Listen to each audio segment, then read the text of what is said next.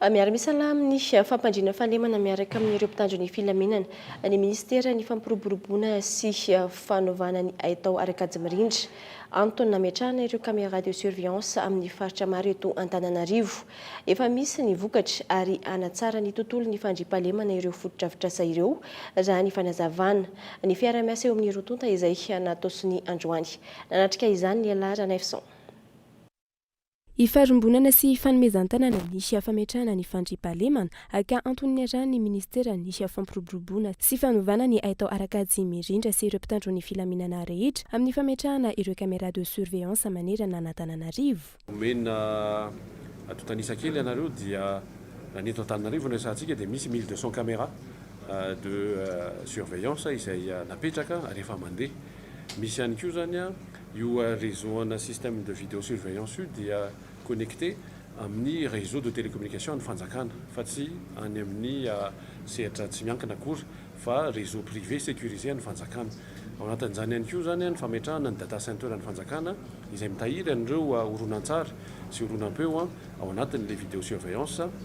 ataontsika. Dia eo ihany koa misy drone de sécurité izay napetraka mampiasa an'io réseau de sécurité koa ahafahantsika zany mijery avy aty ambony ny mety hoe tranga miseho na ny eto Antananarivo zany na ny any amin'ny faritra satria mobile le teknôlôjia napetraka. Izany hoe afaka raha misy opération na pacification ataon'ny force de défense et de sécurité dia afaka atao tsara tokoa zany any amin'ny faritra amin'ny alalan'ireto équipement mobile reto ihany koa. Efa misy ny vokatra azo sapain-tanana tamin'ny fametrahana ireo caméra de surveillance raha ny nambara ny sekretera-mpanjakana miadidi ny gendarmerie pirenena. Foana ny vokatra azo ohatra afaka omaly sa omaly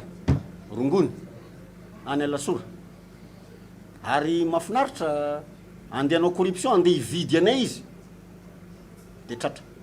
tsy nanaiky vidiana zay efatra tapitrisa raha tsy diso misy zavatra miova ao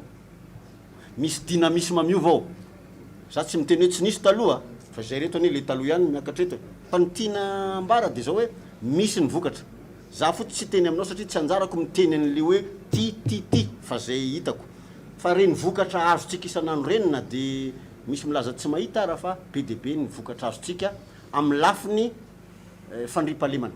fa malalaka mo Madagasikara ary ny ratsy koa tsy kely lalana ozytsika dia tsy maintsy misy foana ny maningana zany fa ny zava-dehibe amin'ity zavatra ty ao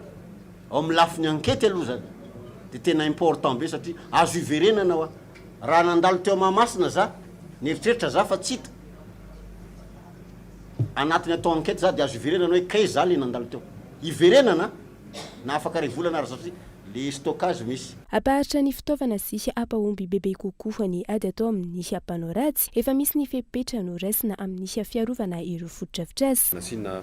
arifenitra zany le izy tsy ahafahan'ny olona manimana miakatra amin'le izy fa indrindrindrindra zany araka ny tenenintsika teo hoe afaka iverenana le sary. Zany hoe hita zany le olona manantona le poteau ohatra na le pylône misy an'le izy satria manerana Antananarivo io le izy sy ny manodidina Antananarivo dia hita le olona dia manarak'izay ihany koa matetika mifankahita le poteau raha esorinao ty zany dia hitan'le anankiray ianao le poteau anankiray le misy an'le caméra sasany efa nijerena mihitsy zany le toerana fasinana azy dia zay no hoe mampitandrina an'izay olona te be akasiparana sy te animan'izy hoe tandremo fa tratra ao anatiny eo ianao ary io connecté daholo dia ametraka système ihany koa zany zahay automatique détection automatique na fihetsika hafahafa